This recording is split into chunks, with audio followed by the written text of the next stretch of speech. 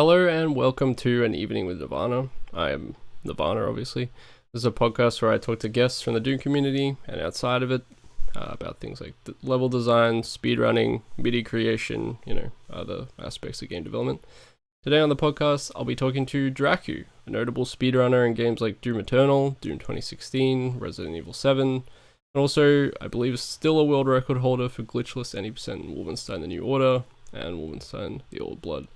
You can watch him stream on Twitch, where he also does casual playthroughs of games and occasionally dabbles in Doom pwads. So, how are you doing today, DraQu? I'm doing great. How are you? Yeah, I'm good, thanks. Excited to have you on. Excited to talk to you about some of these games. And a little bit about Doom as well, obviously. Yes, sir. Well, I'll start with a basic one.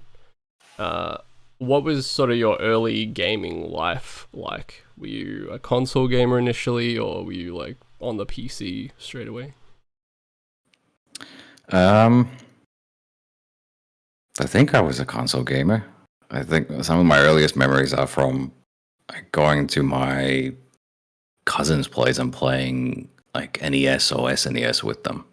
Mm-hmm. And I played all the Mario games as a kid, and then I myself had maybe an NES. And then a significant chunk of my childhood was spent with a PlayStation 1 and a PlayStation 2. So, yeah, I was very much a console gamer up until, like,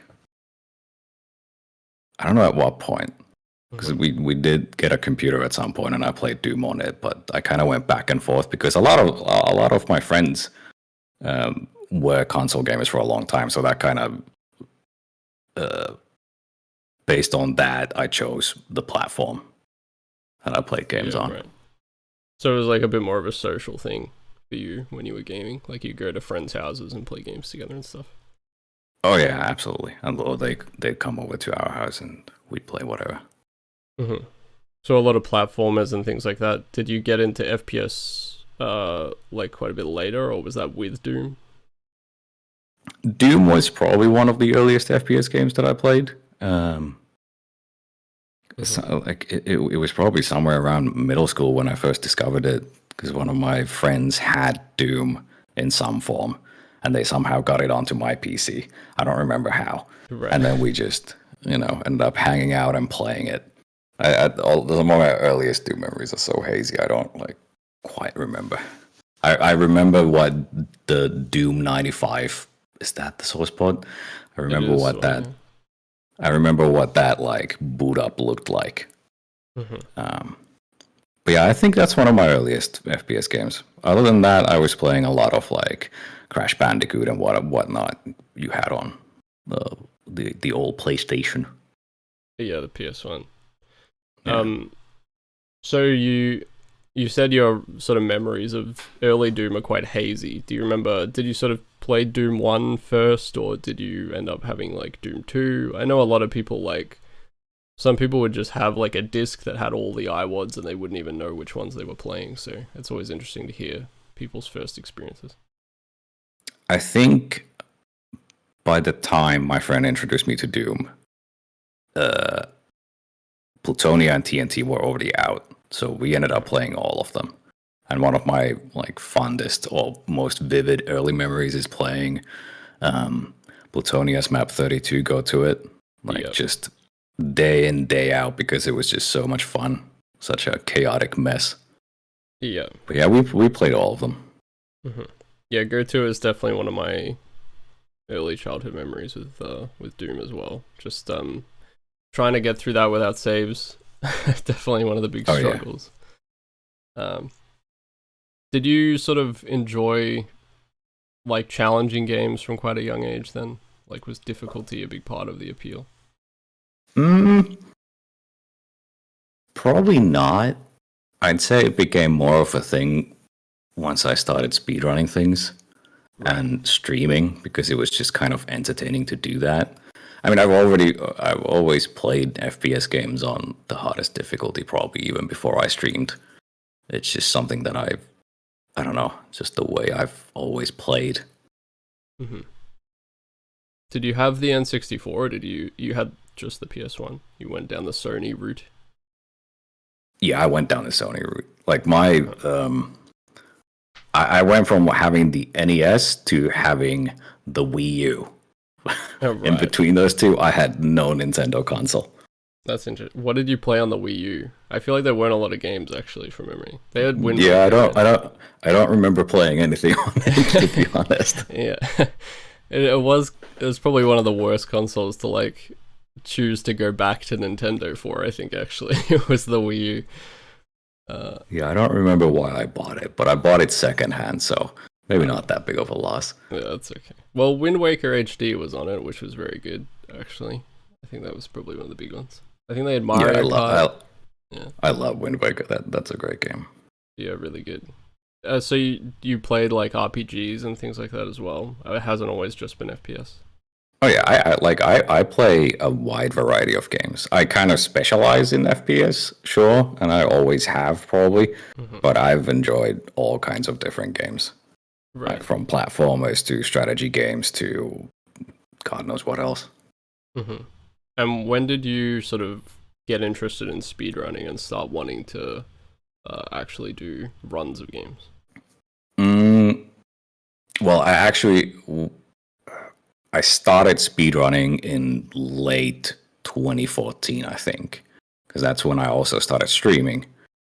Because I wanted to start speedrunning, and then I thought at the same time streaming would be a nice way to maybe engage with some of the people from that community of the game that I was going to run. And then at the same time, it's a free way for me to get a recording of a personal best or whatever. It's just a chance to get two birds with one stone. So that was late 2014, but even before that, I had watched some speedruns of like Half-Life and Quake, which always looked so. At that point in time, I didn't know how to do like the strafe jumping, bunny hopping, that kind of advanced movement stuff. Yeah. So it was always very impressive watching those runs, and I wanted to try and learn them. And I had tried to learn Half-Life a few times, but I never got past like 5 minutes into the run. But yeah, late 2014 with there's a game called La Mulana Remake that I just ended up picking up, which is a very odd choice for me, but that was my first speed game. Yeah, I did see that on your YouTube, that the first sort of things uploaded to YouTube were of La Mulana. And it's a non-FPS for people who don't know. It's sort of, is it a platformer actually? I'm not actually sure of. Yeah, it's a Japanese Metroidvania style 2D platformer exploration game. It's very interesting, and I had never played it, and then I just decided to speedrun it for whatever reason. But yeah, it's a very odd choice for me. And in that sort of, I suppose, talking about playing these non-FPS games, are there non-FPS titles that you would like to run these days, or do you feel like you just enjoy sort of the routing process for FPS, or you're just so used to doing those types of games that it seems like a bigger time investment or a lot of effort to sort of get into doing like an RPG or something? I've run a lot of games, and only a few of them have been non-FPS, but I wouldn't rule out a non-FPS, because I've considered there's been multiple games that I've actually learned, like Fable 1. I learned at some point pretty much the whole run. I just never actually ended up doing it. That's a game that I grew up with. That's a game that I love. For some reason, I just didn't end up running it. I think I learned Harry Potter and what's the second Harry Potter called? Chamber of Secrets. Yep, I learned the PC version of that, I wouldn't have expected that one. 100% category for it, because it's actually a very entertaining run. I just learned it on a whim at some point, and then practiced it, and then never actually run it. So there's like examples of non-FPS games that I have considered and maybe even learned, but then sometimes it happens where I have to learn a game and actually practice it for a bit to decide that maybe this isn't the right choice for now. or Right. whatever else the stars don't align, and I just don't want to do it. But yeah, I don't. All it takes for me to run a game is one, it needs to be fun enough for me, and two, to some extent, if people like watching it. It's like those are the two main factors into it. But I would not shout out a game just because it's not an FPS game. Right. So what you're saying is people can expect the Harry Potter and the Chamber of Secrets run very soon. I actually talked about it on my stream the other day. It's a weird choice. It's a fun run, or at least it was back when I probably around 2016, maybe when I learned it. That was a while ago. Maybe the whole run's opened up now, new tech for Harry Potter and the Chamber of Secrets. Perhaps. Well, I mean, I think I'm actually somebody who really likes watching speedruns of games that I would never play myself. Like AGDQ, I always like watching like Awful Block and, you know, just games that I would absolutely never touch. Because I'm like, well, I'm not going to play this, but watching it is fun, so... Oh yeah, and those Awful Block is one of the most entertaining blocks. It's the same for me. I don't really care to watch a game that I've played for hundreds of hours myself. Yeah, I mean, sometimes if I really don't know anything about the speedrun, I'm interested like to watch it the first couple of times, but yeah, I generally prefer to watch stuff that I'm vaguely interested in the game, but I wouldn't actually want to like buy it and play it. Yeah, and it's a great way to get introduced to new games as well. It's one of the reasons why I started speedrunning, because there's so many goddamn different games, and I don't necessarily want to play through all of them. Or when I started speedrunning, that was the thought in my head. I was like, speedrunning them would be a good way to introduce myself to them without having to actually play the game. Mm-hmm. Yeah, I think I read in an interview when I was sort of doing a bit of research for this that you had watched someone playing La Mulana, and that's what made you want to play the game and run it? Yeah, so it was a GDQ run. I don't remember if it was a GDQ 2014 or something, but it was Games Done Quick run by Hidden Distance of La Mulana that I was just randomly watching. I had no idea what the game was, but he did such a good job of making the run entertaining. And it was, at that point in time, it was like a 2-hour run. That's a long time investment, and I watched the whole thing, and it was very entertaining. And I instantly wanted to just pick up the game after that and start running it, and I did. Mm-hmm. Yeah, I do think AGDQ, like, I mean, that's how I found out about speedrunning, as like an actual thing that people did, I suppose, through AGDQ, and seeing, like, I think it was the All Medallions run of Ocarina of Time, and Mario 64 and stuff. I think I saw Siglemic, people like that playing, and that's what introduced me initially. Just seeing some of those crazy, like, really glitched runs of Nintendo 64 games and stuff, I found really fun. So I guess talking about sort of more your runs specifically, you've done a lot of different id games. You've done Quake, you've done Doom, 2016, you've done Doom Eternal, all the Wolfenstein games. Is there something about id games that you enjoy in particular and that makes you want to run them? I think the things that attract me about a game is that, in the speedrunning sense, is that it's just fun to play in general, and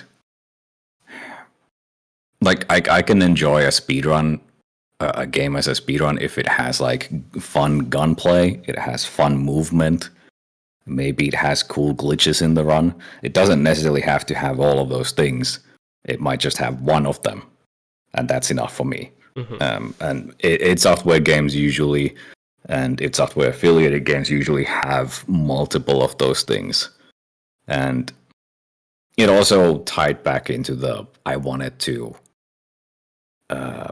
play through most of, like, more of their backlog and more FPS games that I hadn't played before. So that was also my way of like, okay, I've played this id Software game. Now, what else have they done? okay, let's try that out. Now I'm gonna run this. And just kind of organically go through them. Mm-hmm. I think the first time I saw you streaming, you were playing Ancient Aliens. I believe. I think it was just a casual playthrough. I don't think you were doing runs or anything. I was just wondering sort of what were some of the first Doom pwads that you actually discovered, if you recall. I've been trying to think of that. I don't think, like, early in the days it was Doom 1, Doom 2, it was TNT and Plutonia. I don't know at what point I even discovered that like custom stuff existed. Because I feel like Ancient Aliens to me was one of the like my proper introductions to the world of custom Doom content, and after that it just floodgates open, and after that just played everything. Yeah, I mean, at least if I recall. I think I saw on your YouTube you'd played Memento Mori and Alien Vendetta, but I'm guessing that came after and you sort of went back and played those. Probably, yeah. Do you? And then I might have gone like recommended because like King Dime stops by my chat sometimes, so maybe actual Doom players recommended me. Because I probably, like, before streaming, I definitely didn't play custom stuff. So it must have been I, on stream, played something like Ancient Aliens, and then I either got recommended something else in the same vein, or I went looking out for something else, and it just went from there. I see. I haven't sort of caught all your pwad streams, but I do remember for Ancient Aliens, I think you were playing continuous. But I think if you died, you went back to pistol start. I can't remember what you had, like a very interesting way of playing it. I was wondering if you do it more like pistol start for everything now, or if you generally keep that kind of continuous mixed playstyle. What I used to do early on, I never really did pistol starts, which I've thought about starting to do that now, where I like go through whatever, because I've never even done Doom 1 and 2 with pistol starts for every map, but thought about starting to do that.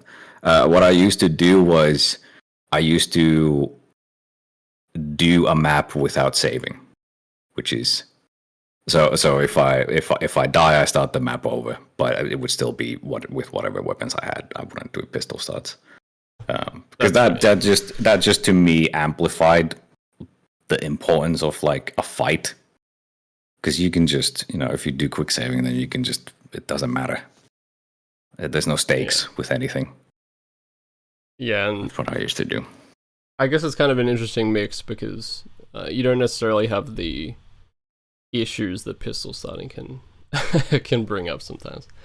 If you're playing like fully saveless pistol start, some WODs can obviously be really punishing in that way. But it seemed like an interesting mix of things to do. Yeah. And I moved away from that because it's, after a while, if I'm struggling with a map, I go like a 30-minute map and I keep dying on like one fight, I'm streaming it. It's like, that's not probably that enjoyable to watch at that point. So I moved away from doing that, but it was honestly the way I preferred to play, just because it kind of kept me on my toes and made things interesting. Yeah, I mean, it's tough when you're streaming because you're very, like, you're a lot more aware of how much time you're spending doing everything. So you don't really want to be like, feel like you're wasting your viewers' time or whatever. Yeah, sometimes you gotta compromise. Do you have like a favorite pwad out of the ones that you've played? Ancient Aliens. Oh, it is easily. It's not even close. Have you played a lot of other skill source stuff? Valiant and Vanguard and things like that? Valiant is my number 2. Yeah. I've played some of his stuff. Ancient Aliens, Valiant, and there was another one that was recent that I played. I haven't gone through like his whole backlog, but you might. That's his most recent, I think. Maybe. I don't remember much about it anymore. But yeah, you might call me somewhat of a skill saw simp. Skill saw is great. I talked to him on the podcast too, actually. and lovely guy, makes very good maps. Vanguard was always my favorite. One of his very early ones, probably his first like proper full release of like several maps together. So I would always recommend that one. It's pretty quick too. If you have like a short amount of time on stream or something to play it, it might be a good choice. So I guess I've noticed, I guess because you only sort of dip in and out of Doom, you haven't really sort of gone into like the harder like Slaughter and like challenge WODs. Like I'm sure you've heard of stuff like Sunlust and Sunder. Are those things that are sort of on your radar to play, or are you not really interested in like that kind of experience for Doom? I generally do not care for slaughter maps. That's why I like skill source slaughter maps, because I feel like they are great examples of how to still make slaughter maps interesting. A lot of the, and I'm sure there's others who do it as well, I just don't like, in general, the idea of slaughter maps doesn't interest me, and I don't care to go through all the pain of trying to find the one good map amongst 100 bad maps, in my opinion, or uninteresting maps, in my opinion. So, yeah, I don't know. It's one of those, like Sunlust. I've heard it being mentioned often, and people ask me about it once in a while. I might try it eventually, but. Well, I would say that Sunlust isn't really. It definitely has some slaughter encounters later on, but for the most part, it's a lot more about sort of. It's more combat puzzly, really. A lot of the monster counts aren't super high. But people call it slaughter because it's sort of a catch-all term for just sort of like challenging stuff, I guess. Yeah. But you might enjoy it, who knows. In terms of Quake, you sort of... I saw that you had like quite a lot of YouTube stuff for that, a few speedruns. I think it was mostly of custom stuff. But was that a game that you played on release, or was that another game that you sort of came into later on? I came into it later on. Quake 2 was my first Quake, and that was when I started speedrunning it, which was in like 2015 probably. I think Quake 2 was my second speed game, so that must have been in 2015. And after that, at some point I went and played Quake, and then I discovered custom stuff for that as well, and it was a lot of fun. And I'm still kind of, I do some mapping for Quake once in a while. Yeah, I was going to ask, sort of what got you into mapping for Quake originally? Like, did you have any level design or modding experience before Quake, or was that your first game that you decided you want to make custom stuff for? It ended up being my first. Before, I was interested in doing something for like Doom, but I hadn't actually got to it, and I don't remember why I ended up picking Quake. I think it was just because I was hanging around people who were doing mapping stuff, not necessarily for Quake, but for like Reflex Arena, for example, which is a community that I hung around in at that point, which had like an in-game editor and all that stuff. So I had that kind of itch to explore something, and I think I had been playing Quake custom stuff recently, and then bouncing off of that, discovered the editor Trench Broom, and like people had started making actual YouTube tutorials for it, so it was very easy to just pick up and start doing stuff. So I just jumped on one of the mapping jams that they had going on and crunched out a first map for it. So yeah, I was kind of curious if you had thought about making stuff for Doom, because Doom is usually a bit more of like a bit of an easier entryway, I feel, because it's mostly just sort of drawing lines and in the editor, like it's a bit more simplistic. Were you sort of a bit more interested in working with like modern tools? Was that also something that was important, or not necessarily? Not necessarily.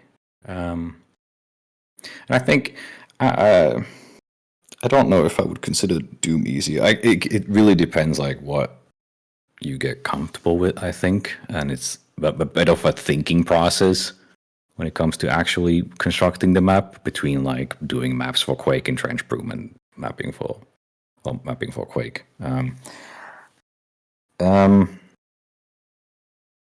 With Doom, I still want to do mapping for it. It's just finding the time and actually just sitting down and getting familiar, because I like doodling around in different editors and seeing how long it takes me to get up to speed with how they work, and then doing like a small scene or something I can take some nice screenshots of that I can post on Twitter or whatever. But with Doom, I would like to actually make something playable, because Doom has always been a part of my life and it would be fun to explore that. It's just finding the correct time and place to do it has always been an issue. I've tried a few times in the past. It's just I don't get very far past building my first room. Yeah, it's tough. I do feel like while the Doom community is like been around for a really long time and like there are some resources out there, I don't think there are many modern like YouTube videos or like too many great tutorials on it. I think Bridge Burner has some tutorials and stuff, but that's usually for like slightly more advanced stuff. But I think we could do a better job of kind of helping people learn how to use the tools. Yeah, I think onboarding, definitely in my experience and my most recent experience, I think at this point is like a few years old. I don't know how much things have changed, but there's so many, like, Doom is daunting because there's so many different source ports. Yeah. Which alone is like, okay, I'm already overwhelmed. I don't know where to start. And when it comes to editor stuff, actually having concise, easy to follow YouTube tutorials is great, because it makes the whole process of trying to learn things way easier. And you don't like, if you don't have up-to-date tutorials and you have to go scouring forums and you have to look outdated videos for not necessarily even the same editor version, it's hard. Yeah, well, the editor has changed, like, I think it's changed, like, probably 2 or 3 times in the last, like, couple of years, honestly. Like, the one that most people use, and then, like you're saying, a lot of the YouTube videos, like, because there are different formats that you map in that only work in certain source ports, and, you know, all the source ports to consider in terms of just playing the game. Even for speedrunning, Doom has its own demo system, which is totally different to every other game. Everything about the game is kind of like esoteric and impenetrable, I think, for a lot of people. Which is a bit of a problem that maybe needs to be sort of sorted out. And like I said, there are people like Bridgeburner who, like, he has done some tutorials. I think there's another guy called Dragonfly. I think he has some sort of GZ Doom related stuff, but the basics definitely need to be covered a little bit. In terms of, I guess, sort of getting back to Quake quickly, I was curious if did you play much of the like competitive multiplayer for that game? Is that something? Because I know I remember you playing sort of like the battle mode for Doom Eternal and stuff, but I feel like you're either speedrunning or playing casually through single player games. I don't really see you play too much multiplayer. I was curious if that was sort of part of your life at any point. Oh yeah, I got major into different arena FPS games. So my first competitive multiplayer game is Team Fortress 2, from which I then moved on to Reflex Arena, which is an arena FPS game similar to Quake. And that was like my first arena FPS game where I learned to do like bunny hopping and all that jazz. And after that, I've at this point I've played quite a few different iterations of the Quake multiplayer format, like Quake Champions. I've played CPMA, I've played Quake 4. It's very much what I'm into. And I've always enjoyed it ever since I discovered it, which is pretty recently, all things considered. Yeah, I guess I suppose I was asking because when I think about you as like a speedrunner, I feel like when even in this sort of interview that I looked at, and when I hear you talk about speedrunning in general, you're not necessarily someone who strives for like world records and like high leaderboard placements and stuff. A lot of the time, it seems like you're just speedrunning because you find it fun, for the most part. Uh, is that sort of your sole reason for speedrunning games, you think, just to have an enjoyable experience, or do you feel there is some level of like competitiveness to why you do it? I absolutely do it for the fun. I don't care for the whole, like, especially these days. Maybe early on when I first started speedrunning, I was a bit more competitive and I spent more time with an individual game, because these days I'm like, I speedrun a game for 2 weeks and I'm done. I just get bored and I move on to something else. I have no patience, I guess. Or I have like one specific goal, which is to get, whatever it is, a new personal best or break the record if I feel like I can do it. And then I just move on to the next project. But I've never, like, even early on, I've never felt like, okay, this is my speed game. I'm going to focus solely on this one game for the following 5 years until I hate myself and everyone around me. And Yeah. I'm just going to keep playing it until I'm the freaking best at it. Like, screw that. I can't. Part of the people who do that with different Zelda games and Super Mario 64 and whatever, I could never. It's so mind-boggling to me. How do you not want to die inside after a while? It's just, but yeah, it's definitely fun has always been the main thing for me. And if I care for any challenge, it's challenging myself and seeing how much I can push the time down on a specific run. I don't care for like competing against other people, never have. And I actually intentionally sometimes, one of the things that influences which game I end up running is how active of a leaderboard does it have, how many people are actually running it. If there's too many people, I don't want to get in there, because they're like, I've had a few experiences where I pick up a game, I run it for a while, I beat the record, whatever, I move on. And then 6 months later, someone who's seen my run, they've improved on it, then they show up in my chat and they start talking crap. They're like, oh, why don't you come and beat my time? And I'm like, dude, I don't care. I don't even remember playing the game anymore. I just don't care. I don't care for that aspect at all. That's hilarious. But yeah, it's very much about just pushing myself, and hopefully I've always also, I like being the middleman in a speedrun where, like, okay, no one's really running this game right now. I can come in, I can maybe find some improvements to the route.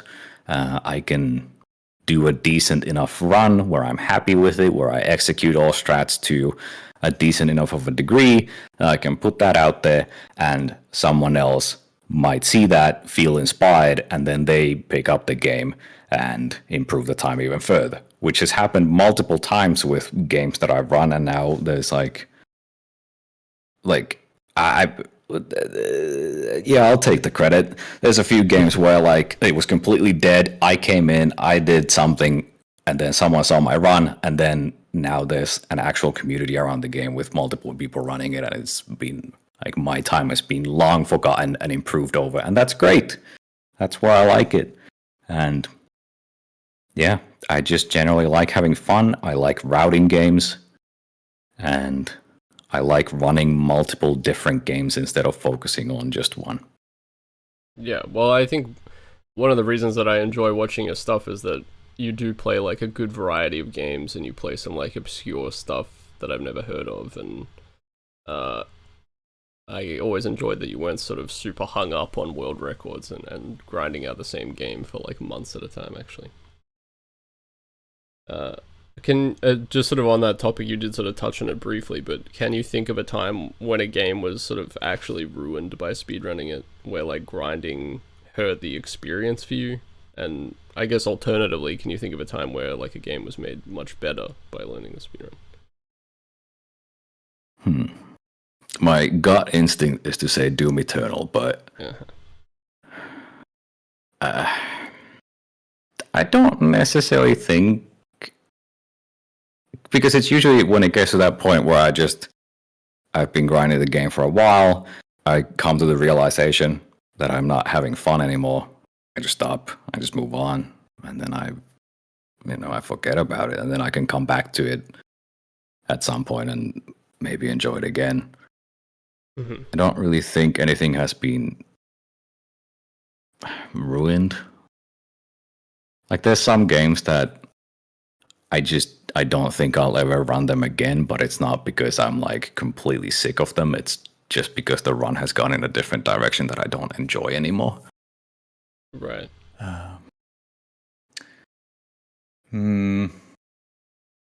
What was the second part of the question? I guess, do you think that there were like games that you enjoyed a little bit and then they were sort of markedly improved by learning the speedrun for them? There's probably a few examples of that where I've like played through the game and it's been fun enough, but I'm never gonna probably touch it again. Maybe Daikatan is a decent example of that, although that game is pretty fun these days just to play through. I mean, there's definitely multiple games where I enjoy playing them to a degree, but then the speedrun is the real fun of it, like Wolfenstein 09, for example. That game, the speedrun is a lot of fun. Casually, I probably wouldn't play it anymore. I feel like Daikatan is similar. And there's probably others. I've run so many games that it's even hard for me to sometimes remember what I've run. Yeah. But yeah, there's probably multiple examples like that. Sure. And I guess to touch on a game that has varying opinions on its quality, I guess. Doom 3, when it came out, I'm curious sort of what your initial thoughts on the game were. And like, do you think the game's aged well, for instance? Oh, I love Doom 3. I loved Doom 3 when it came out. My friend, for some reason, had like 3 copies of the hotbox version of it. I don't know why, but he had so many of them.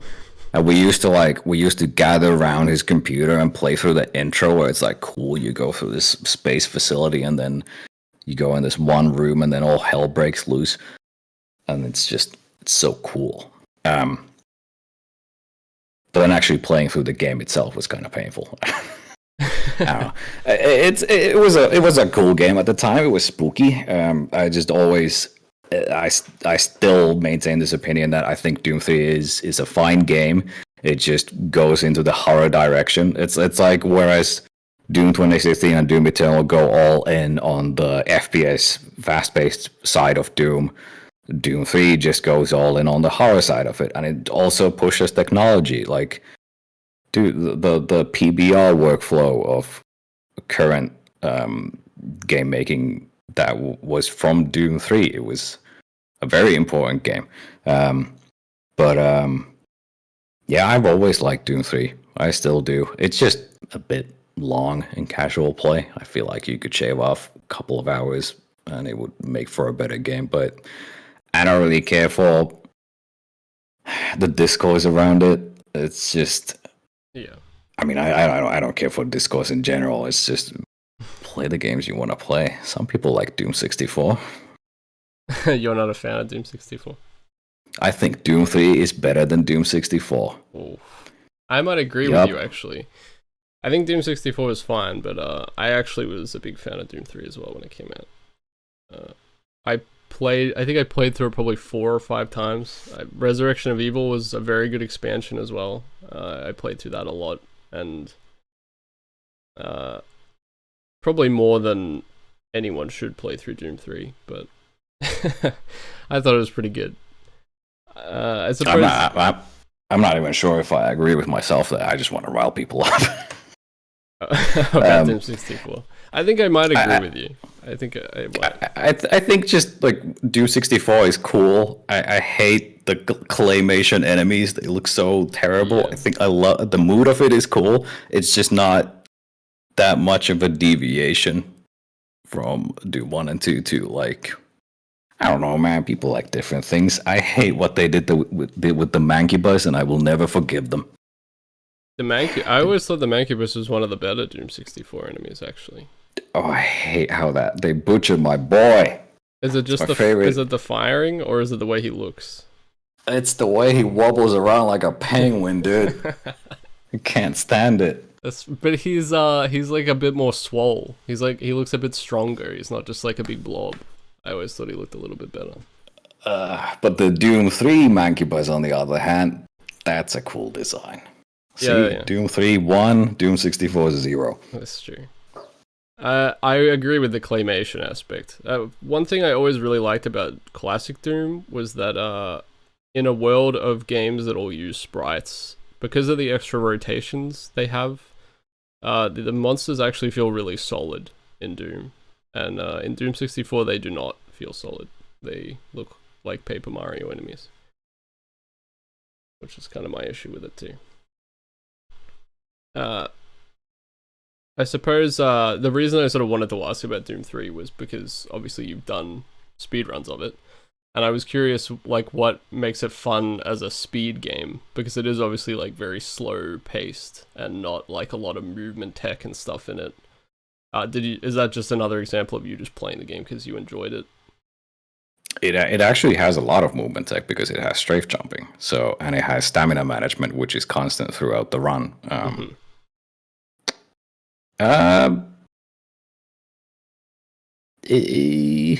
I picked it up because a few other people were talking about picking it up, I think, and then I just went ahead and did it.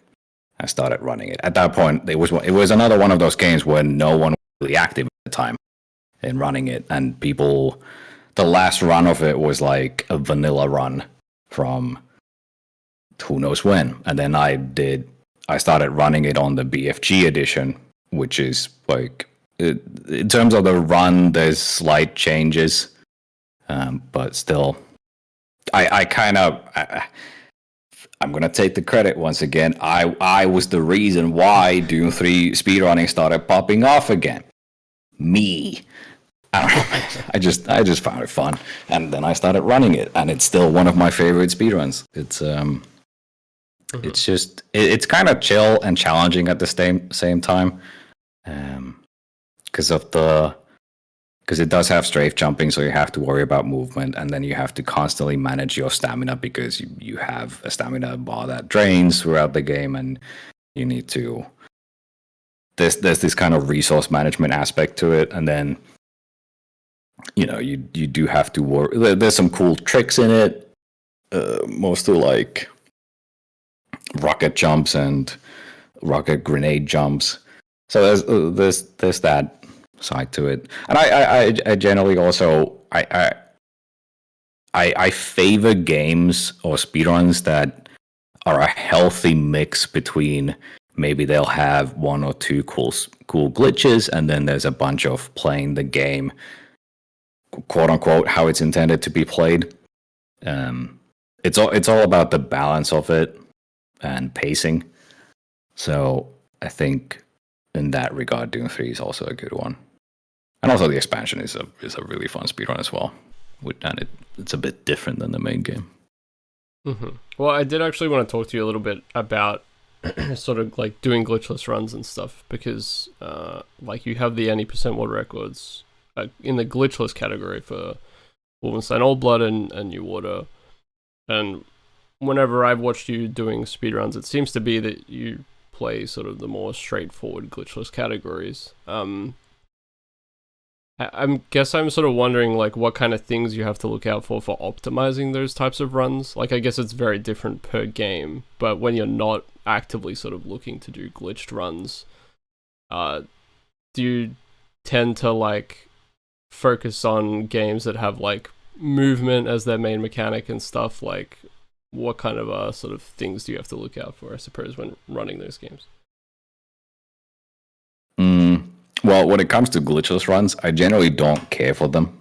It's just not the kind of thing that I really enjoy, because again, I enjoy the healthy mix of glitches and playing the game like it's supposed to be played. Well, Wolfenstein, I've run pretty much every Wolfenstein game except for like the 2D ones. Mm-hmm. So those kind of have a soft spot in my heart, and especially Wolfenstein: The New Order and The Old Blood. I've played those. I've played and run those games for a long time, and I don't know. At some point, they were easy runs for me to pick up because I already was very familiar with the games, and frankly, the previous runs that were on the leaderboard sucked. So I was like, all right, well, this is an easy run for me to pick up. Here's entertainment for stream for a week, and I get a free recce. Done. Easy clap. I don't know, but it was. I ended up enjoying them quite a bit. I think it was especially the Old Blood, where it's like, you don't do all the crazy clips through walls, but there's managing of which weapons you use. There's combat, like optimizing how you deal with combat situations. There's management of like small micromanagement of movement. Where do I start sprinting? Because Wolfenstein is there's a lot of small things that don't come across in a speedrun that actually affect things. Where like where I start sprinting, where I switch to a weapon might affect like the speed of animations and blah blah blah. All these like small things, which are even more pronounced in a glitchless run where you don't have those big tricks that skip everything. So it was that part I actually ended up enjoying quite a bit. Yeah. And I suppose on that topic of sort of very glitchy runs, I remember like Doom Eternal any percent was like relatively glitchless, I think, to begin with, and then it sort of became a bit of a meme, really, the any percent run, where I'm pretty sure they just ended up sort of firing themselves through all the walls and completing the maps. Was that sort of a bit regretful for you? Because I know then you sort of moved into doing 100% runs. Because I think you started doing any percent, if I remember correctly. I can't remember. Was there like a glitchless category fairly quickly for Doom Eternal or no? I actually started with Ultra Nightmare 100% from the get-go. I never did any percent because I knew it was going to be like that. Like, I also played Doom 2016 where the run was a bit slower to get to that point where it's completely broken, but it did get there eventually. And based on that, I expected the same to happen with Doom Eternal way faster because people are already familiar with the previous iteration of the engine and the game. So they're going to do the same with the new one. And there's also more recently a trend amongst speed games where they get to that point. Obviously, there's exceptions to the rule, but a lot of the time, an any percent run will get absolutely decimated if there's enough interest from people to actually route it, which, that's just due to speedrunning being more popular these days and there being more people who are very good at breaking games doing what they do best. And there's more communities forming around different games. It's just, and that's also why I personally these days, I don't really care for any percent runs of new games because, again, I prefer the healthy balance of there being some actual game left in there instead of just jumping out of the map for 2 minutes and then the run is over. Those can be fun sometimes and funny sometimes, especially as a spectator, but that's not really enjoyable to me. But yeah, with Doom Eternal, I started with 100% glitchless Ultra Nightmare right from the get-go, specifically because I wanted to avoid having to... Well, was it even glitchless? I don't even remember at this point. Either way, it was a longer run than any percent. Yeah. Well, yeah, I suppose it's that fine balance of not becoming sort of the one I always think of is the Pokemon runs at AGDQ, where they basically just go to the computer and they just write themselves code, essentially, to put them at the end of the game. That is sort of the ultimate, like, it's sort of taking the glitched category to its sort of final conclusion, I suppose, which...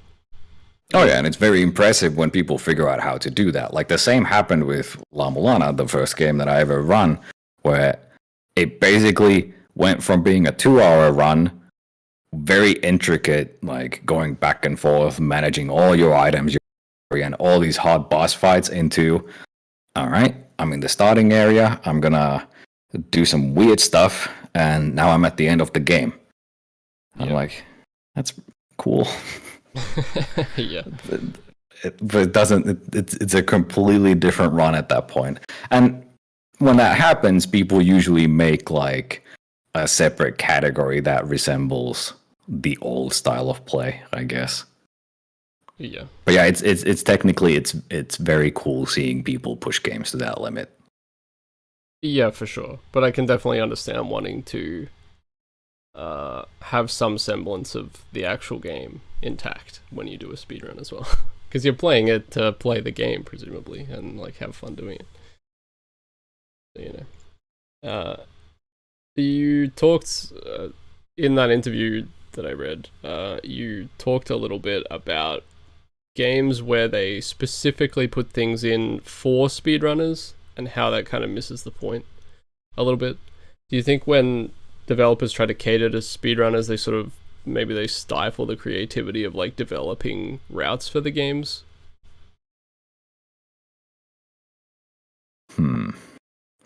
I think like the best type of catering to speedrunners you can do is implementing a timer in your game, whether it be like something basic like on your screen where you see your save file, it says the total play time, and it's actually just the in-game time instead of menus on top.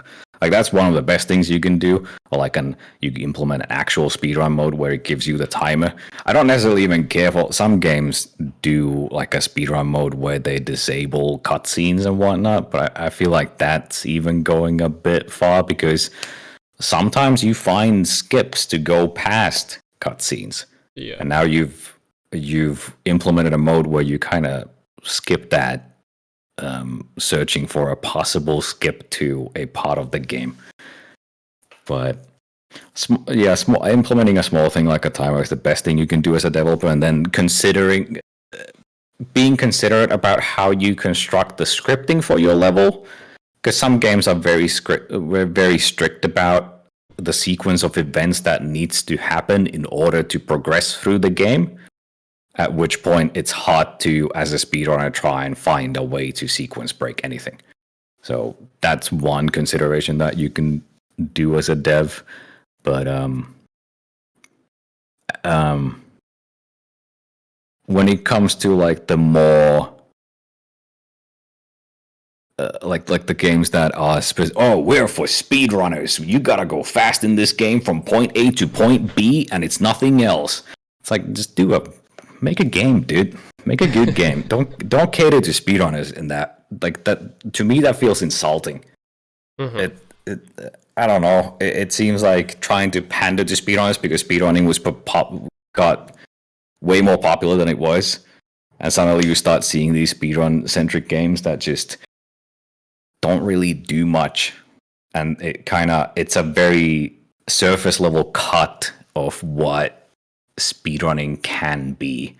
Like, sure, if you look at, I don't know how to talk about this, because it's like, if you look at a racing game, sure, a typical racing game where you do 3 laps on a course and the fastest wins. Technically, that's already a speedrun. But that's like, that misses some of the nuance that speedrunning can have at its purest form, where like, if a racing game, like some of the Mario Karts, I think the old ones go pretty crazy with the stuff that you do, like, oh, I'm gonna go to a specific spot and then I'm gonna get hit by this specific AI in order to get bounced out of bounds completely, and then I skip 2 laps and now I'm at the end. Like that, just there's that layer of sophistication to different types of speedruns that those kind of surface level trying to pander to speedrunners games completely miss, in my opinion. But then obviously you could probably still go into a game like that and find God knows what glitches in there. So I don't know, man. It's just, there's more to speedrunning than just going from point A to point B that some people don't seem to understand. Yeah, I mean, I would imagine, like, do you think a lot of it comes down to, like, a lot of the fun of speedrunning? Does it come down to sort of being able to creatively route something in the first place? Like, I know that a lot of runners, they don't even watch, like, they won't watch other people's runs or other people's records or whatever. They will just completely route their own route. And then you end up with these, like, you might have one game with like 4 different ways to route it that are kind of around the same speed, which is kind of one of the fun aspects of it, I think. Oh, absolutely. And there's multiple people I know who speedrun and they actually do. Like I myself do that. I don't want, like, if I'm learning a new game that's just come out, it's a different story if I'm going to a specific old game that already has one run from like 30 years ago or whatever. And then I look at that as reference, and then I look at, okay, well, maybe I can improve something in this, and then I just go full in routing mode. But if it's a brand new game that just come out, I go into it wanting to route it myself. I don't care what anyone else is doing. I'm gonna route it myself, and at some point, I will look at what others do. But that's not initially what I care about at all. And I know there's others who do the same, and some people prioritize like thinking of weird categories that might be more like out there in terms of I guess the fun of it, like just some absurd stuff that no one else is going to think about, just for the heck of it, just to have fun routing something different than just the any percent go fast mode. Mm-hmm.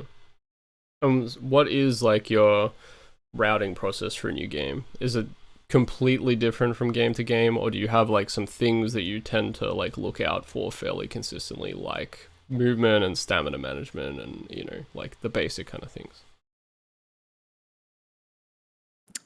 It probably varies from game to game, but it's just obviously I want to play through. Some people, the people who go straight into routing mode and they don't even play the game, those people are freaks and they need to be locked up. Yeah, that is odd. That's wrong. When I play through the game and then I don't even, at that point I don't even think about speedrunning. I'm just fully immersed in trying to actually enjoy the game for what it is. And you know, if it's fun enough, I make the decision, okay, I want to speedrun this. And then I start playing through it again, hopefully having internalized some of the like routing through the game, like how you progress through different things and what happens. Where I'm at this point pretty good at remembering things. So I start going through the game again, and then it's just layer by layer. I'm not much of a glitch hunter at this point, because I also prefer to do the routing on stream, and glitch hunting is some of the most boring stuff you can do, and I feel like anytime I do it on stream I just feel awkward and like I'm wasting everyone's time. Right. So I definitely, and I'm not good at it to begin with. I can do some glitch hunting and I've found some glitches, but like the kind of thing that I like to think that I specialize in is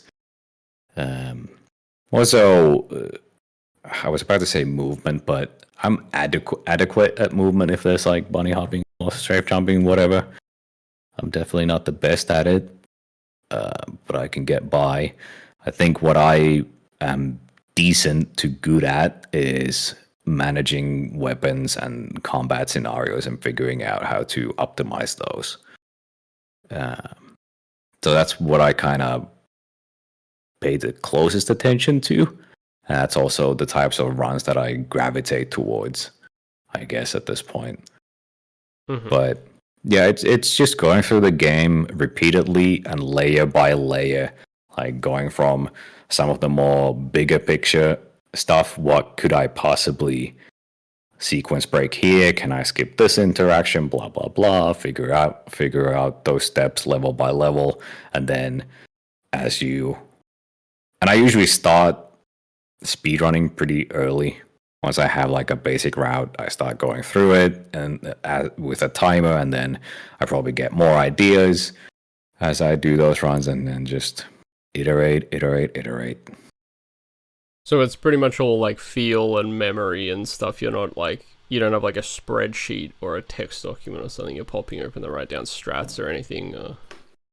Yeah, no, not usually, because I'll be streaming it, so I can always check the VOD. And the only time I really ever use a text file is if there's like item management included, where like I need to go to a merchant in game and I need to buy a specific amount of resources or whatever. Mm-hmm. Or Doom 3's locker codes, potentially, I would imagine. Yeah, I had those. I always had in my splits, because there's usually just one locker per split, right, or in an area that I need to actually open, so I would just have it on my split so I can easily remember it. But then I also got to a point where I don't need to actually look at them. I remember the codes. Yeah, I remember I used to have to go back, even years later when I played Doom 3, I would go back to this one, those really old guides people would write in text document format, and they would be like ASCII art at the top and stuff, and they would have written like a 40,000 page guide for free online. I had to go back to one of those and,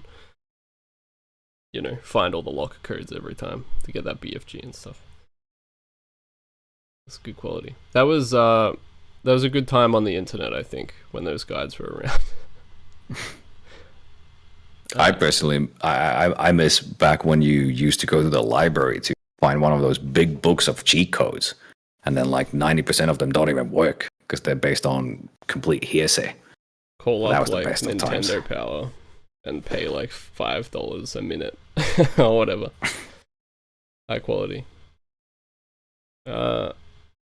So you talked about sort of Doom 3 and when that came out and really enjoying it. Did you enjoy Doom 2016 right off the bat? Like, were you someone who was excited for like the fast-paced nature of the game, or were you actually like hoping for another Doom 3 since you really liked the game? I think I was just in general hoping for a good game, because Doom 2016 was such a roller coaster for development. I don't think I had any like specific expectations of a style. I just wanted it to be good, and it ended up being that. And I did like it from the get-go. It just, there was always that uncertainty of, is this gonna live up to the hype? Because it is a new Doom game. I love Doom. I want it to be good. I hope it is good. And the way they went about revealing the game was a bit weird as well, when they, like, the first footage that they actually showed of it, which, well, technically it was the footage that they showed behind closed doors at QuakeCon, where I wasn't, but the actual public thing that they showed was at E3 at some point, whenever that was, of like, those very typical E3 console-ass looking walkthrough demos where you're clearly going with a controller, looking around very slow at all the funny, cool environments. Wow. I'm so amazed. I was like, this is Doom. Show me the goddamn game. Show me the combat. But instead you get a dude going on like a scooter around, being slow as crap, picking up a weapon, admiring it for 5 minutes. It's like the worst way you can promote this game, and you don't understand the player base that you're trying to cater it to. Thanks, Todd. Yeah, that didn't help. Like, visually it looked cool, but it just wasn't a good indication of what the actual game would be at that point. And then even after that, they did a closed multiplayer test of the... Oh, that's right. Yeah, that was incredibly weird that they did that, because the multiplayer was so... I mean, it wasn't like it was so different from the game. Like, the actual gameplay obviously was pretty similar, but like, it didn't really... I don't know. It was some weird, like, semi-Quake Doom hybrid. It was very strange to put that out there. Yeah, so they did a closed beta test weekend of that that I actually was a part of, and it was fun. It's just, again, it's not really an indicator of what the thing that matters, which is a single player. It's not indicative of that in any way. And it was just like all these weird moves that they did leading up to release didn't help. And then they finally released actual PC gameplay footage on Nightmare difficulty of like a single fight at an Nvidia conference or something. Like, no one's gonna see that. Yeah. It's like, that should have been put out first, dude. It's so annoying. It is strange. I mean, even the Doom Eternal stuff, you were talking about the controller stuff. Whenever they do Doom Eternal footage, it's always some dude with a controller, and he's like, he can barely weapon switch quickly. It's like slowing down the camera because he's on console or whatever. He can't turn fast enough to shoot more than one enemy. It's like, I get that you need to like temper the expectations of console gamers, but they know what a mouse is. They know what exists on PC. Like, just show the guy playing the game as fast as possible, Yeah, and you can also, like, I get the whole thing that you need to showcase the game in an accessible format to as many people as possible, because at the end of the day, that's what you're trying to do. You're trying to sell the game. But I just feel like there's a better, like, I thought at some point of doing like a mock-up of, how there's like, I forget the name, but there's like a YouTube channel of a dude who does like stealth stuff and really cool tricks in every possible game, and it's like very, very choreographed. He like goes through Far Cry and does these specific interactions and tricks, and it's real gameplay, but it's very choreographed and figured out beforehand. Yeah. And it's just nice and smooth and actually like looks good, an actual human being playing a game. I feel like you can do that same thing with something like Doom to make it more appealing from that marketing footage, instead of a dude who barely knows how to hold a controller. Yeah. I mean, I feel like doing my Ultra Nightmare runs of Doom Eternal, like, you get those fights so down in your head that you probably could basically choreograph it anyway from just doing them over and over again. So just get anyone who's played the game enough and they would be able to put something together that looked better, I think. Yeah, absolutely. And it's like, it's not, I think some people have the perception that when you use a mouse, it has to be like jerky and all over the place, like you're in a Call of Duty frag movie, but no, that's not the case. It can be sophisticated and beautiful. It's true. I mean, if you really want to temper console gamers' expectations, I mean, you could really just do 2 separate trailers as well. Like, have a console-focused trailer, and then, do a mixture of different sort of gameplay footage, and then, because, like, how am I supposed to tell how fast the game is going to be on PC if I can't actually see what the mouse movement looks like and stuff? Oh yeah, you could essentially do what they did with Doom 2016, except instead of there being 3 months in between the first E3 trailer and then the actual PC gameplay, release them at the same time. It's that simple. Yeah, exactly. With Doom 2016 and Eternal, I guess we talked a little bit about catering to speedrunners and stuff. I don't think this was necessarily why they put Ultra Nightmare in the game, but do you think modes that are like Ultra Nightmare tend to help incentivize people to put speedruns together because of the inherent challenge involved? I don't think so. No? I think modes like that are really cool, and they're a fun challenge. Especially, like, with Doom 2016, when I played through Ultra Nightmare, I just did it for fun, and it ended up being really fun. I don't think it bears any weight when it comes to... I mean, it gives you a different avenue when it's something that specific, like permadeath, instead of just being the hardest, instead of just being Nightmare, where it's essentially the same game, it's just a bit harder this time. Permadeath adds to it like something, a bit more of a twist in how you I guess, think of the speedrun. Because when it comes to speedrunning, usually you just run the game on the easiest difficulty because it's the fastest. Yeah. So there needs to be a bit more incentive to run a separate difficulty. Which, at the end of the day, I honestly don't know if Ultra Nightmare really does. I always just did it because it was cool. That's the only reason. I don't like... Yeah. And it would get to a point where you want to... You're essentially playing the same run as you would in normal any percent, or whatever, 100%. It's just, if you die, you die.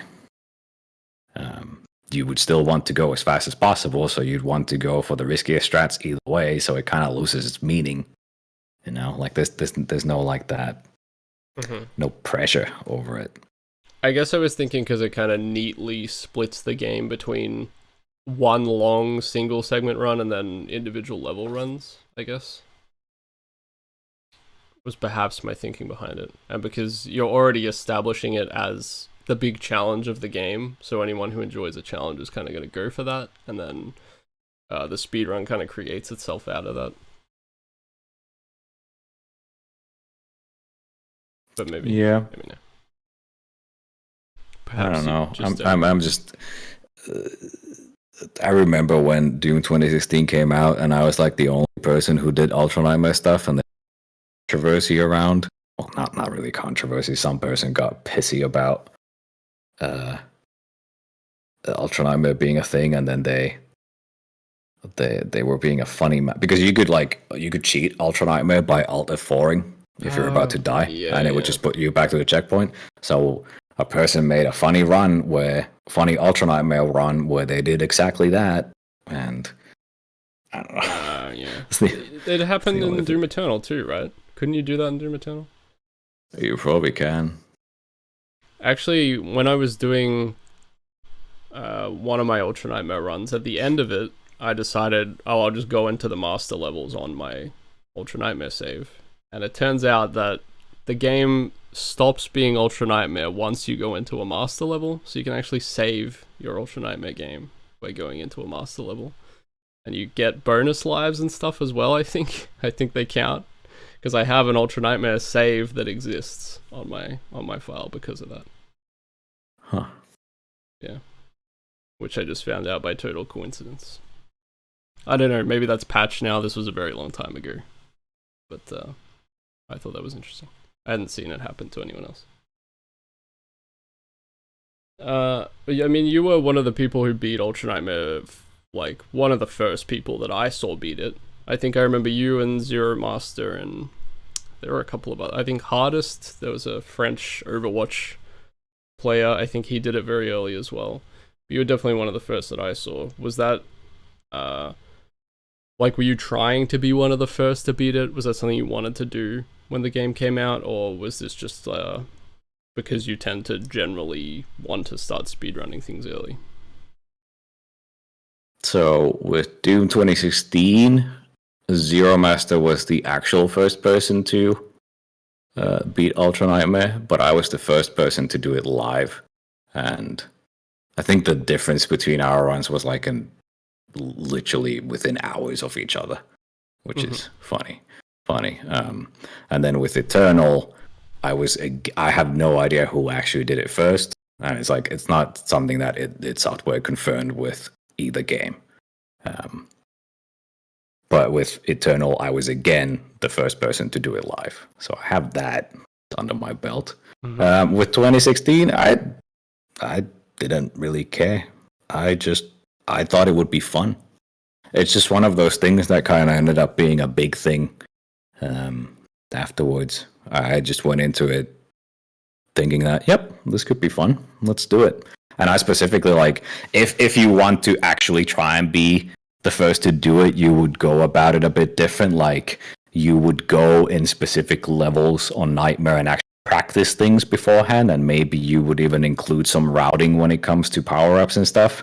Like, because you could reset how many BFG charges you have, charges depending on where you pick up upgrades. So you could route that in there a bit if you actually wanted to try and be the fastest.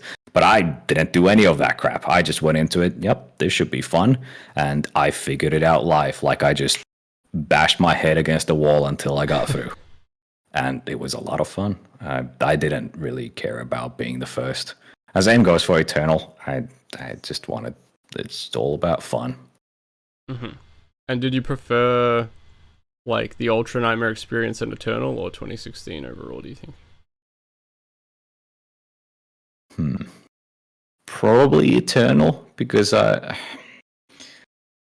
in hindsight it's easy to say that I prefer Eternal because I prefer Eternals. I think in most regards Eternal is an improvement over 2016. Yeah. I can't remember how I felt about Ultra Nightmare in 2016, but I would probably say that I prefer it in Eternal just because Eternal is a better game overall when it comes to the combat loop. Yeah, I think I would agree. At least for me, I enjoyed Eternal a bit more. A bit faster. I think the arenas, like, the combat was a little more dynamic and the arena setups were generally a bit more interesting. I'm curious what you thought, like what your thoughts on Eternal's DLCs were and how you think they stack up with the original game. I think Ancient Gods Part 1 is fantastic. It is, in my opinion, if that was the only DLC that the game had and that would be the end, it would be perfect. Because that game somehow amplified what the campaign did up to an 11 successfully, and it was hectic, but manageable, and it just felt like an actual finale. It felt really good throughout. It had great pacing. I think Ancient Gods Part 1 is really good. Mm-hmm. I think Part 2 falls short in a few regards. I don't think it's a bit more loose. It doesn't feel like the build-up it should be because it's supposed to be the end of the storyline. It doesn't feel like that with the way the pacing of the actual gameplay is. And it also introduces the worst single enemy that has been implemented in any Doom goddamn ever, which is the Green Prowler. I don't know how that thing got past any stage of development, frankly. Also, the last boss is just an amplified Marauder, which is annoying, because Marauders are not a great enemy to begin with, and it's just a longer Marauder fight, which I don't care for at all. Oh, you don't like Marauders? That's interesting. I always really liked them, actually. I don't care for them. They wouldn't be as bad if you had... The issue that I have with the Marauders is it's red light, stop, green light, go. I don't like that. I don't feel like that's really fitting. It always brings the combat to a stop when there's a Marauder involved, and now I have to wait for him to give me the green light in order to be able to damage him. If there was and early on you had multiple different ways of, like, you could shoot a grenade, you could shoot an ice grenade over him. That he would track that because he's a bit of a dumbass. Did they patch all that out? Like, yeah. There were different ways of circumventing how you are supposed to deal with him, and that was kind of acceptable, but then they kept patching those things out, which is annoying. And they might have legitimate reasons, except hating people for doing those. Sometimes it's a side effect of fixing another thing. Something that people use just gets fixed, which is fine, whatever. I don't know why they fixed those things. But if there was just, like, if I could just shoot the shield, do enough damage to the shield so it goes away, instead of always having to wait for this specific pattern in order to do damage to this goddamn enemy. In a game that's all about creativity or freedom in how you approach situations with the guns that you desire. There might be more optimal ways to deal with something, but you still are given the freedom to deal with a situation how you desire. Except with these specific enemies, like the Marauder and then the what's the spirit? Is it just called the spirit? And I think Yeah. it's the second DLC where they introduced that. It's the first, I'm pretty sure. Right? Well, I find that interesting that you talk about the Marauder being like having that issue, because I found that they ebbed and flowed okay, for me for the most part. But when I played the first DLC, I really hated those spirit enemies that you had to use the plasma, the microwave thing. I thought those did what you said, where I had to stop and I had to like it just ruined the flow of combat for me entirely. Oh yeah, it's the same issue where like I need to use a specific mod for a specific weapon because apparently there was not enough usage of that weapon mod, so we gotta cram in something so we get those up. It's so annoying. Yeah, it's forced metagaming, which is not a good way to balance, I don't think. Yeah, it should be. It's fine if that's the best way to deal with the enemy, but give me the option to deal with the enemy in other ways as well. I agree. Yeah. And the same goes for the stone imps in DLC 2, where early on you were able to like shield bash into them with the minigun, and that would kill them or something. Mm-hmm. And then they patched that out to be only the whatever the shotgun like variant of it is that goes full blap blap, where you need to use specifically this one mod in order to deal with this enemy. It's the same issue. It's just annoying and limiting, and feels like a band-aid to get more usage out of this weapon mod. Yeah, I think well, did they patch out the thing with Marauders where you could there were there were so many different ways to kill them actually, now that I think about it. They had the one where you could hit them in the back with the rocket launcher lock on. That was another way you could kill them. And the BFG usage. I thought the BFG one was one of the best, because it was like, okay, you deal with the Marauder quickly, but you have to manage your cells well to have BFG ammo, like, for what you needed it for later. So it felt like a good trade-off, but I don't know if they also patched being able to BFG Marauders, did they? I don't. I at least when I last played, I don't think they had fixed it. Yeah, there's definitely like they didn't fix all of those things.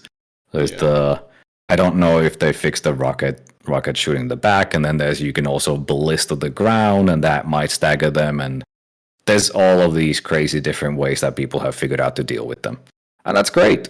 Yeah, I think that is great.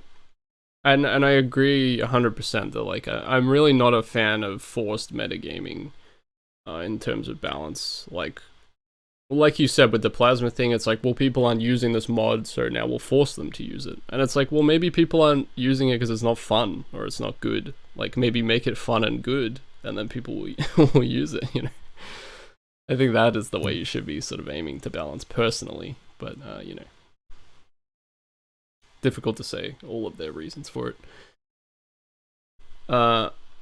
And I suppose Marauders, for the most part, I liked them as an enemy, but my biggest issue was that they were really fucking buggy. Like, if one of the enemies, like, shot them in the back while they were in the middle of an animation, it would reset their animation. So sometimes they could, like, hit you twice or come out of their, stagger animation or something. They had a lot of problems.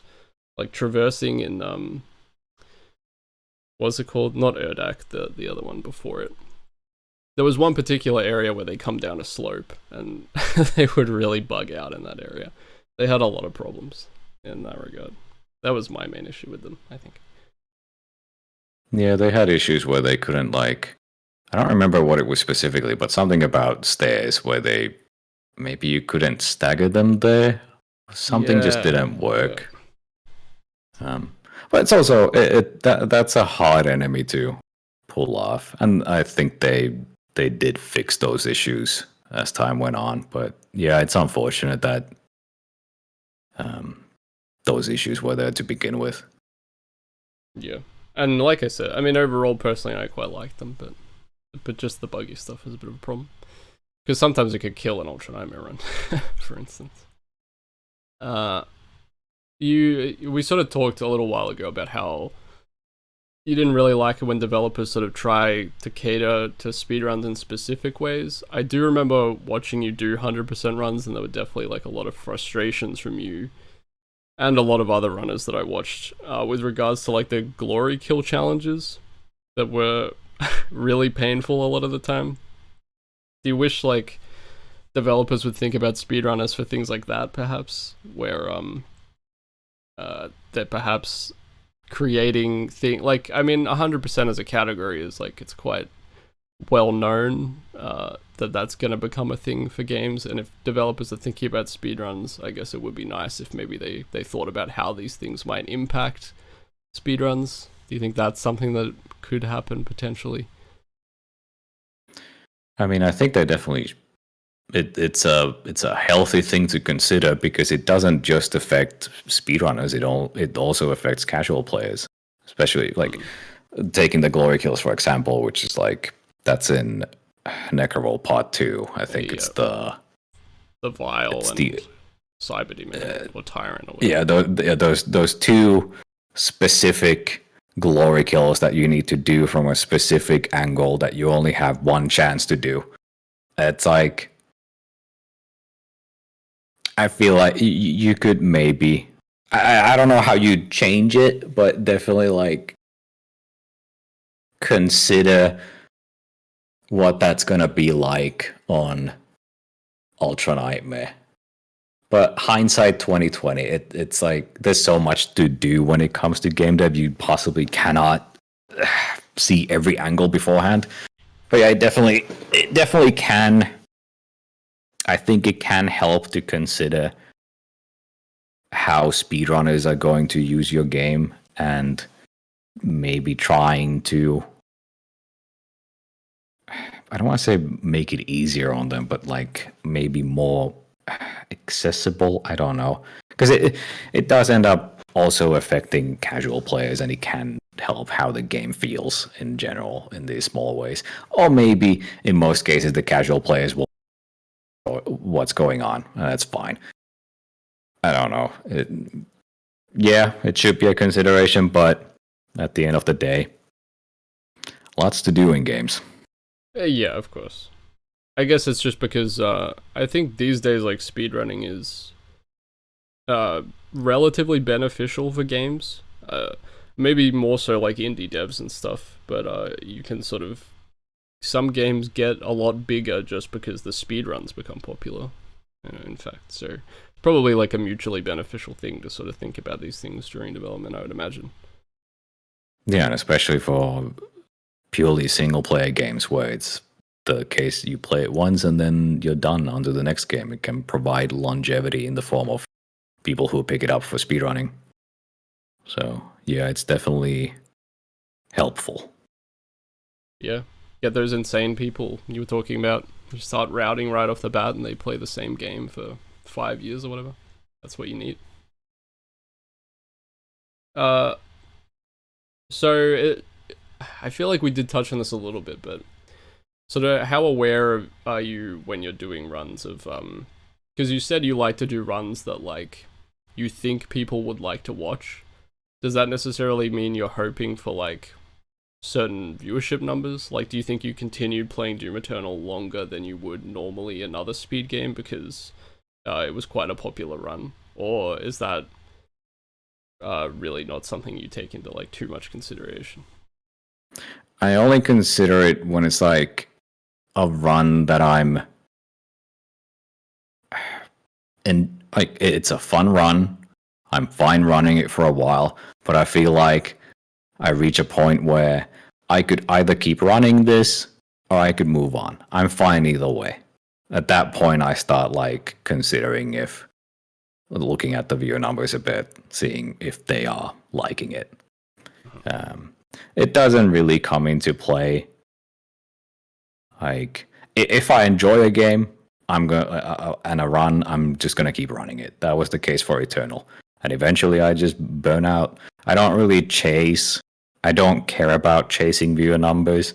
Like if I really wanted to try and cap it on like big numbers, I would have kept running Eternal for a long time and completely burned myself out just to have those numbers, but I don't care because at the end of the day, I need to enjoy it. If I don't, I move on.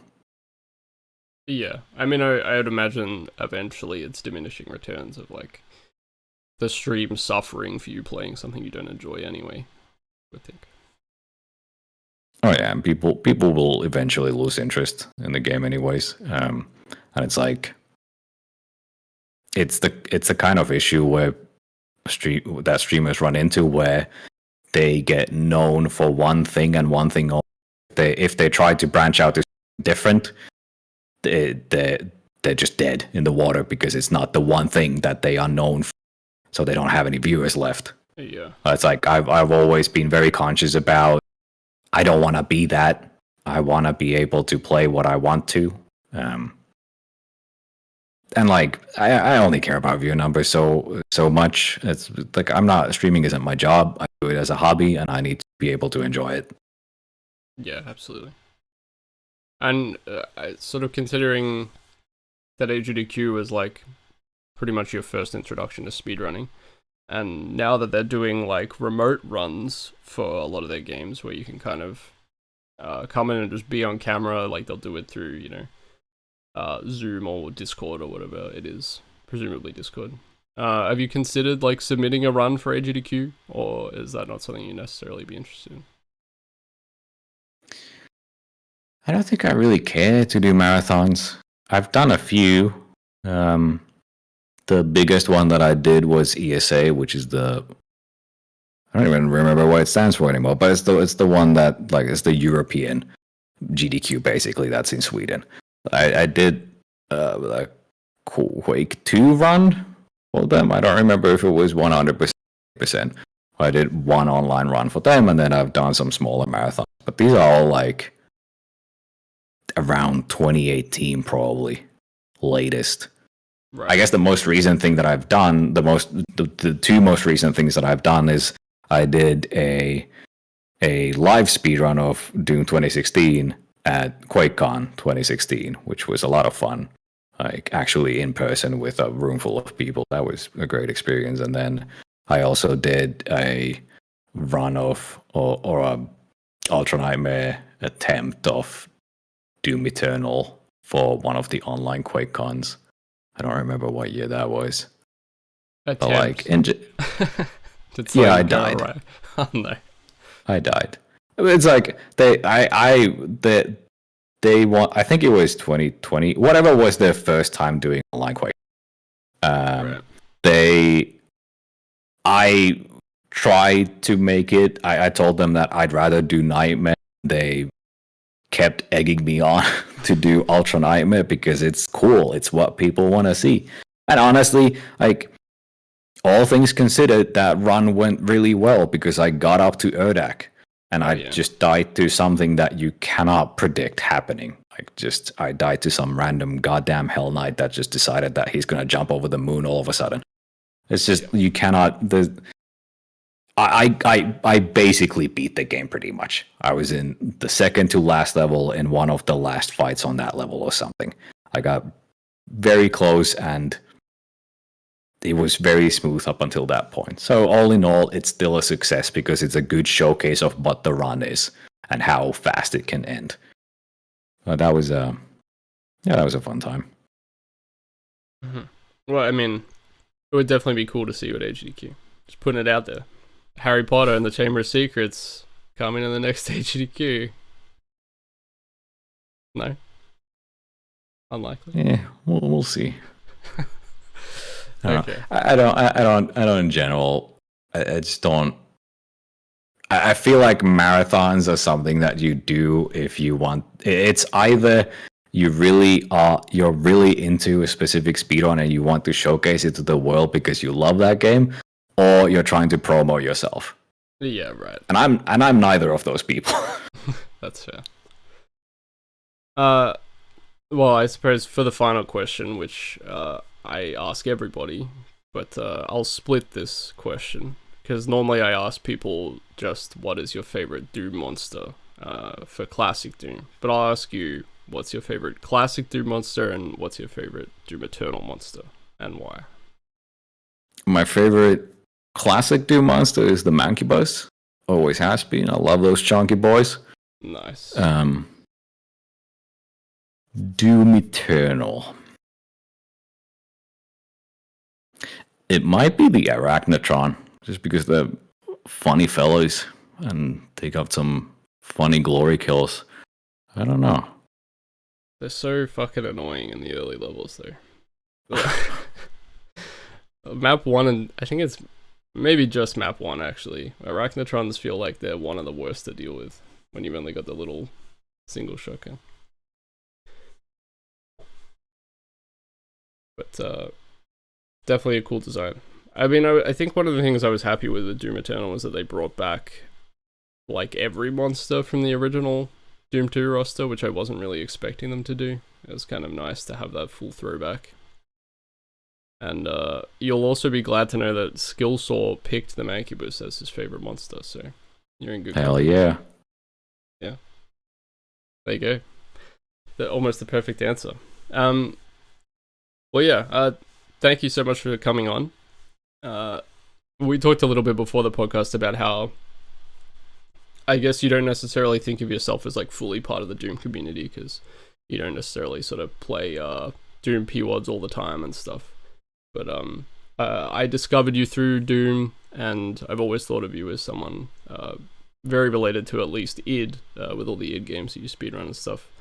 But it was great that you agreed to come on, and yeah, thanks a lot. Yeah, this was fun. Thanks for having me. Yeah, no problem. And that Harry Potter run, just saying. One day. But yeah, that'll wrap this one up. I'll be back with another guest at some point in the future, probably exactly next week because this is a weekly podcast. So yeah, thanks again, DraQu, and catch you next time.